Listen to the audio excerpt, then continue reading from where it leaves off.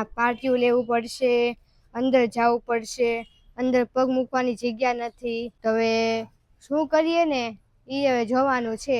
Hey guys, welcome back to my new video. અને આજના નાસ્તામાં મમ્મીએ બનાવ્યા છે થેપલા દહીં સાથે ખાઉં છું અને ચટણીની સાથે. હવે આજના વિડીયોની તમને વાત કરું ને તો આજે તો હું જેની રાહ જોતી હતી ને એ આજે આવવાનું છે. તો વિડીયો છેલ્લે સુધી જોજો એટલે તમને પણ ખબર પડે કે એવું તો શું છે કે જેની હું એટલા સમયથી હું રાહ જોતી હતી. તો હું ગઈ હતી આ ગલુડિયા માટે દુકાને બિસ્કિટ લેવા માટે, કારણ કે આ બિસ્કિટ ને દૂધ બધું ખાય પણ રોટલી નથી ખાતું. તો મમ્મી હવે આને બિસ્કિટ આપે છે. હા જો ખાય છે. મમ્મી કટકા કરીને આપ, એ નહીં ખાય કે. મમ્મી અત્યારે એમ કહે છે કે ડીશ ટીવી વાળા ભાઈ આવ્યા હતા અને આપણા ઘરનું કનેક્શન કટ કરીને ચાલ્યા ગયા છે ડીશ ટીવી નું. અને મને નવાઈ લાગી કારણ કે મેં ખાલી સર્વિસનું પૂછવા માટે ફોન કર્યો તો આ તો કનેક્શન કટ કરી નાખ્યું. પછી મેં ઉપર આવીને ચેક કર્યું તો સાચું કનેક્શન કટ કરેલું હતું. પછી મેં ટીવી સામું જોયું અને મને જોરદારનો ઝટકો લાગ્યો. જો તમને દેખાડું, ટીવી ચાલુ હતું.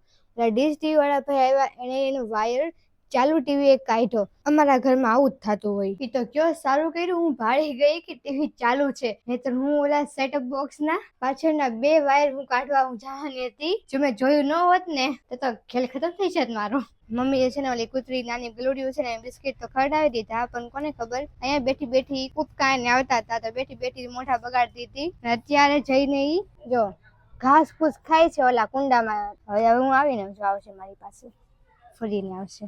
જો આવી તો અમારે છે ને હવે વાઈફાઈ નખાવાનું છે. મેં તમને સવારે કીધું હતું ને કે હું જેની વેઇટ કરું છું એ આવવાનું છે. એ વાઈફાઈ ની વાત કરતી હતી. તો એ વાઈફાઈ મને એવું હતું કે મેં કાલે રજીસ્ટર કરાવ્યું હતું ને તો આજે આવશે. તો સવારના મને છે ને વાઈફાઈ ના મેસેજ આવતા હતા. તો મેસેજ ચેક કરીને મેં પેલા તો જોયા નહીં, જે લગાતાર એ મેસેજ આવવા લાગી ગયા ને તો મેં એકવાર ચેક કરીને જોયું. ચેક કરીને મેં જોયું ને ત્યારે મને ખબર પડી જે વાઈફાઈ નાખવા આવવાના છે ને આજે નહીં પણ કાલે આવવાના છે. અને હું આજના દિવસમાં આટલી બધી એક્સાઇટેડ હતી કે ફાઇનલી વાઈફાઈ આવી જશે, પણ એવું થયું નહીં. હવે કાલે આવશે.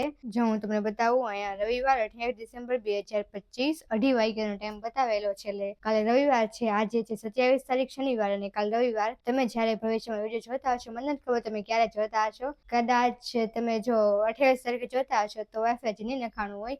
28 તારીખ પછી જોતા હશો તો અમારા ઘરે વાઈફાઈ નખાઈ ગયું હશે. આજે તમે ડુંગળી ભાળો છો ને, આ બધી ડુંગળી અમે છે ને 15 દિવસ પહેલા અમે આ લાવ્યા હતા અને અત્યારે જો એનો હાલ શું થઈ ગયો છે. તો અમે વિચારીએ છીએ, પેલા તો એમ હતું કે આ ઉગશે ને તો આટલી બધી નહીં ઉગ્યા, કારણ કે અમે જ્યારે પણ ડુંગળી લાવીએ છીએ ને ઉગે તો છે પણ અહીંયા થકી ઉગે છે, પછી ઉગતી જ નથી. ને આજે ઈ તો એમના પડી એટલી બધી ઉગી ગઈ છે.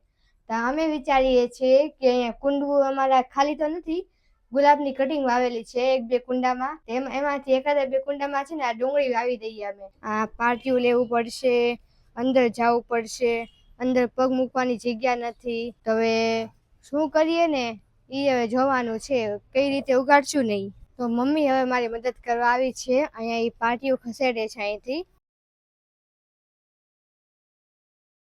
તો અત્યારે મેં છે ને જો તમને દેખાડું, 5 ડુંગળી ઉગાડી છે. જો આ દેખાય છે, આ 1 આટલી, આ બીજી, આ ત્રીજી, આ ચોથી અને 5મી. છઠ્ઠી અહીંયા હમાય એમ નહોતું, સરખી રીતે મારાથી ખાડો નહોતો ઓલો ખોદાતો. તો 5 મેં અત્યારે ઉગાડી છે. તમે યાદ રાખજો કેટલી ઉગાડી છે. પછી જ્યારે છે ને ડુંગળી ઉગે ને ત્યારે ખબર પડે કે 5 ઉગાડી છે ને અને કેટલી ઉગીને બહાર નીકળી છે. ત્યારે હું અહીંથી બહાર નીકળું છું. જગ્યા બહુ સાંકડી છે બહાર નીકળવાની, આવું છે. તો પાટિયું મેં અહીંયા મૂકી દીધું છે અને કુંડું તે મમ્મીએ એમ ખસેડી લીધું હતું ને તો મેં મૂકી દીધું જગ્યાએ. અને આ 2 ડુંગળી નાખી દીધી છે, જગ્યા નહોતી એટલે નાખી દીધી. પછી જુઓ થઈ ગયું બરાબર. હવે અંદર અહીંયા જો ખાય છે. મમ્મીએ બિસ્કિટ આપી દીધા એને. બહાર આવીને જોયું કે બધા અહીંયા શાક લે છે, ટમેટા લે, ગાજર લે છે, બધું લે છે. જાગે જ્યારે મને ખબર પડી કે હવે અહીંયા કપડાં સંકેલવાના બાકી છે.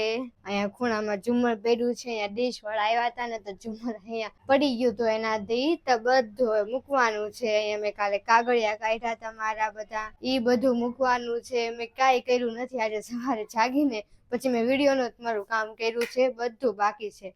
એમ જો ચોપડા બધું છે ને એમના મૂકી દીધું છે, સરખી રીતે ગોઠવ્યું નથી. અહીંયા બધું રેણ શેણ પડ્યું છે. મનુન ઘરે ગઈ હતી ને જીજુના ઘરે, ત્યાંથી આવીને સીધી હું સુઈ જ ગઈ હતી. બધું કામ ફરીથી મારે જે મારા હિસાબનું જે કામ છે ને બધું મારે કરવાનું બાકી છે. હજી તો તમારી સાથે કામની વાત કરતી હતી ને ત્યાં મમ્મી ભાળી ગઈ કે હું જાગી ગઈ છું. તેણે મને હજી એક કામ સોંપી દીધું કે બાબુના ઘરેથી એટલે કે અગાસીમાં લાકડા પડ્યા છે તેને ઠેલો મારે ઉઠાવીને નીચે અહીંયા લાવવાનો છે. તો અત્યારે ઈ લેવા જાઉં છું, તમને દેખાડું. અગાસી ઉપર હું પહોંચી ગઈ છું ને તમને દેખાડું કે કેટલા બધા લાકડા અહીંયા બાબુએ ખૂણામાં ઢગલો કરીને રાખ્યા છે. જો આ બધું છે ને આ બધા લાકડા છે, બધા કોથળા કોથળા પડેલા છે. જો અહીંથી દેખાય ને તો તમને દેખાડું. જો આ બધા કોથળા લાકડાના છે.